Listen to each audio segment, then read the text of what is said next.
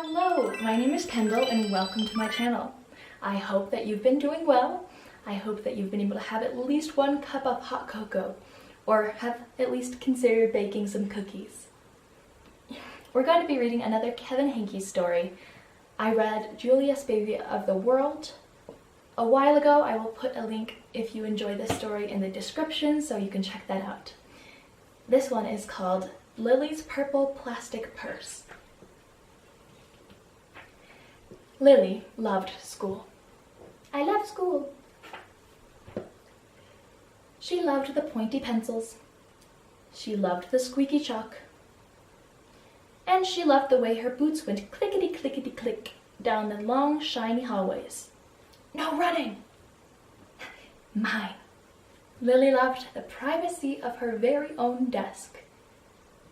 She loved the fish sticks and the chocolate milk every Friday in the lunchroom. Straws make everything taste better. And most of all, she loved her teacher, Mr. Slinger. For you. Mr. Slinger was as sharp as a tack. He wore artistic shirts, he wore glasses on a chain around his neck, and he wore different colored ties for each day of the week. Listen up. The global village, one world, the boss is in. Wow, said Lily. That was just about all she could say. Wow. Instead of greetings, students, or good morning, pupils, Mr. Slinger winked and said, howdy. He thought that desks in rows were old-fashioned and boring. Do you rodents think you can handle a semicircle? And he always provided the most tasty snacks, things that were curly and crunchy and cheesy. I want to be a teacher when I grow up, said Lily. Me too, said her friends, Chester, Wilson, and Victor. At home, Lily pretended to be Mr. Slinger. I am the teacher, she told her baby brother Julius. Listen up. Lily even wanted her own set of deluxe picture encyclopedias. Teachers know everything. What's with Lily? Asked her mother. I thought she wanted to be a surgeon or an ambulance driver or a diva, said her father. It must be because of her new teacher, Mr. Slinger, said her mother. Wow, said her father. That was just about all he could say. Wow. The light bulb lab where great ideas are born. Whenever the students had free time, they were permitted to go to the light bulb lab in the back of the classroom. They expressed their ideas creatively through drawing and writing. Lily went often. She had a lot of ideas. She drew pictures of Mr. Slinger. She wrote stories about him too. During sharing time, Lily showed her creations to the entire class. Wow, said Mr. Slinger. That was just about all he could say. Wow. And at the very last second, Mr. Slinger saved the cold, starving elderly. When Mr. Slinger had bus duty, Lily stood in line even though she didn't ride the bus. Call on me, please, please. Lily raised her hand more than anyone else in class, even if she didn't know the answer. She volunteered to stay after school and clap the erasers. I want to be a teacher when I grow up, said Lily. Excellent choice, said Mr. Slinger. One morning, Lily came to school especially happy. She had gone shopping with her Grammy over the weekend. Lily had a pair of movie star sunglasses, complete with glittery diamonds and a chain like Mr. Slinger's. She had 3 shiny quarters, and best of all, she had a brand new purple plastic purse that played a jaunty tune when it was opened. Lily wanted to show everyone. Not now, said Mr. Slinger. Listen to our story. Lily had a hard time listening. Shh. Lily really wanted to show everyone. Not now, said Mr. Slinger. Let's be considerate of our classmates. Lily had a hard time being considerate. Mice, nice, dice, rice, lies? Lily really wanted to show everyone. Not now, said Mr. Slinger. wait until recess or sharing time, but Lily could not wait. She's in trouble.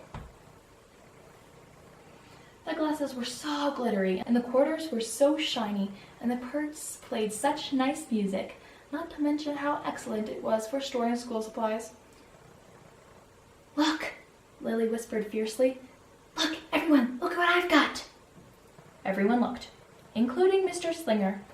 He was not amused. "I'll just keep your things at my desk until the end of the day," said Mr. Slinger. "They'll be safe there, and then you can take them home." Lily's stomach lurched. She felt like crying. Her glasses were gone. Her quarters were gone. Her purple plastic purse was gone.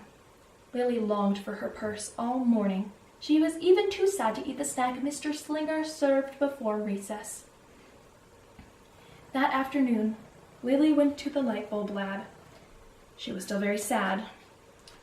She thought, and she thought, and she thought, and then she became angry. She thought, and she thought, and she thought some more, and then she became furious. She thought, and she thought, and she thought a bit longer, and then she drew a picture of Mr. Slinger. "Big, fat, mean, Mr. Stealing teacher, bad, claws, thief, bad, wanted by the FBI. P.S. I do not want to be a teacher when I grow up." Right before the last bell rang, Lily sneaked the drawing into Mr. Slinger's book bag. When all the students were buttoned and zipped and snapped and tied and ready to go home, Mr. Slinger strolled over to Lily and gave her purple plastic purse back. "It's a beautiful purse," said Mr. Slinger. "Your quarters are nice and jingly, and those glasses are absolutely fabulous. You may bring them back to school as long as you don't disturb the rest of class." "I do not want to be a teacher when I grow up," Lily said as she marched out of the classroom. On the way home, Lily opened her purse. Her glasses and quarters were inside, and so was a note from Mr. Slinger. It said, "Today was a difficult day. Tomorrow will be better." There was also a small bag of tasty snacks at the bottom of the purse. Lily's stomach lurched. She felt like crying. She felt simply awful. Lily ran all the way home and told her mother and father everything. Instead of watching her favorite cartoons, Lily decided to sit in the uncooperative chair. "I'll stay here a million years for Mr. Slinger. Why does everything always happen to me? 1051, 1052, 1099. Lily drew a new picture of Mr. Slinger and wrote a story about him too. Lily was really, really sorry, so everyone forgave her, even her parents, even her stinky baby brother, even her especially incredible teacher. And then the sun shined its smiley face down on everyone and everything, even the bugs and the worms. The end. Listen up. I forgive everyone. Could be the principal. Kind. Good. Nice. I am really, really, really, really, really, really, really, really sorry. Worms. Bugs. Oops. Lily. I am an author. How could he resist my no-frills cheese balls? What does it say? Lily's mother wrote a note, and Lily's father baked some tasty snacks for Lily to take to school the next day. "I think Mr. Slinger will understand," said Lily's mother. "I know he will," said Lily's father. The next morning, Lily got to school early. "These are for you," Lily said to Mr. Slinger, "because I'm a really, really, really, really, really, really, really, really, really, really, really, really, really, really, really, really, really, really, really sorry." Mr. Slinger read the story, and he looked at the picture, and he read the note. What does it say? And he sampled the snacks. Yum yum. Wow, said Mr. Slinger. That was just about all he could say. Wow. What do you think we should do with this? Asked Mr. Slinger. We could just throw it away, asked Lily. Excellent idea, said Mr. Slinger. It's like having an extra pocket with a radio inside. 3/4 are even better than a dollar bill because they make noise. Glamorous protection from harmful rays. During sharing time, Lily demonstrated the many uses and unique qualities of her purple plastic purse, her shiny quarters, and her glittery movie star sunglasses. Then, she did a little performance using them as props. "It's called interpretive dance," said Lily. Mr. Slinger joined in. "Wow," said the entire class. That was just about all they could say. Wow! Through the rest of the day, Lily's purse and quarters and sunglasses were tucked safely inside her desk. She peeked at them often, but did not disturb a soul. "Hooray for Mr. Slinger! Yippee! No frozen cheese balls! Delish! Wow! Goodies!" Right before the last bell rang, Mr. Slinger served Lily's snacks to everyone's delight. "What do you want to be when you grow up?" asked Mr. Slinger. "A teacher!" Everyone responded. Lily's response was the loudest. "Excellent choice," said Mr. Slinger. As the pupils filed out of the classroom, Lily held her purple plastic purse close to her heart. Mr. Slinger was right. It had been a better day. Lily ran and skipped and hopped and flew all the way home. She was so happy. And she really did want to be a teacher when she grew up.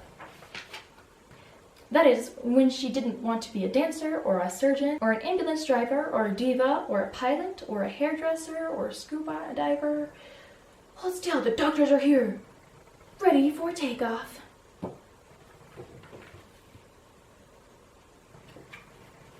I think this story is particularly sweet because not only does Lily learn that maybe there's a time and place for sharing, but the teacher also was very kind and understanding, which is absolutely what teachers are. I've had so many wonderful teachers in my life that even if I made a mistake, while I didn't quite hand them a mean old note like that, they were all very forgiving. And I'm sure, even if you did something super stinky, that they would forgive you too. Well, if you guys liked this story, go check out Baby Julius, which is by the same author and illustrator. I will link it in the description, but just feel free to check it out. Also, leave me a like or comment if you enjoyed it or want me to change anything. I'm absolutely loving your feedback, and anything you say helps. If you want to help me out even more, I would love it if you considered subscribing. It just gives me more motivation and more reason to continue to make these videos. I hope that all of you are doing absolutely wonderful, and I hope that everyone has something or someone as special to them as Lily's purple plastic purse is to her. Now, with that being said, I hope you all treat yourselves, get it? Like a bookshelf? And, as always, I will see you guys soon. Bye!